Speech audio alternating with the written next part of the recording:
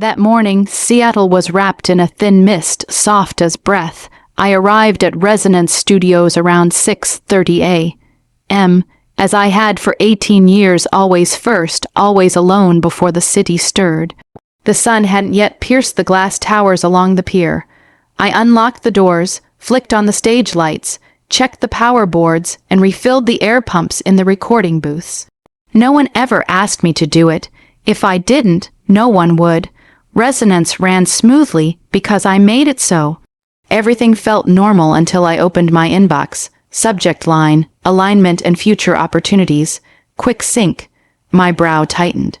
A Monday meeting from HR rarely meant anything good. Still, I moved through my routine, wiping camera lenses, brewing coffee, checking every switch and socket, forcing myself to ignore the pit in my stomach. At 4:58 p.m., as the office emptied, I stepped into conference room B. Jason Clark, the young CEO with the perfect suit and intern smile, sat across from me. Beside him, Lydia, HR director, radiated a mix of sympathy and satisfaction. The room was silent except for the hum of the air conditioner and the harsh light of fluorescent tubes. Lydia spoke first, polished and rehearsed. "Claire, thank you for coming. We wanted to discuss some organizational changes for next quarter." I said nothing. I had heard this rhythm before, the careful softening, the polite prelude to a blow. Jason kept his gaze fixed somewhere on the table.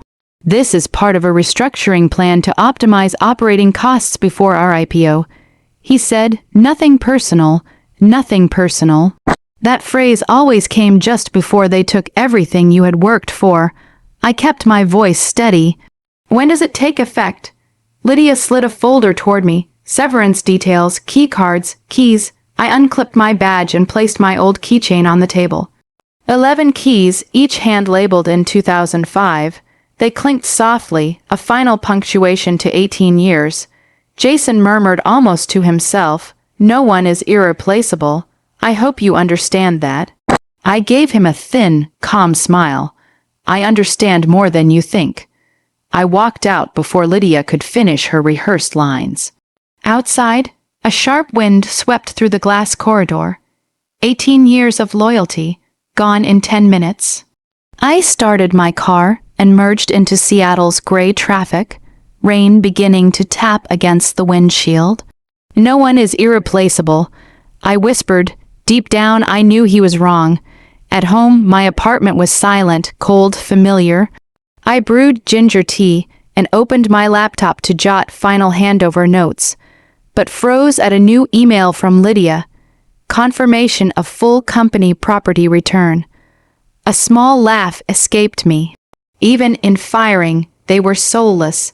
I closed the laptop and went to my bottom drawer, the one holding old documents no one cared about.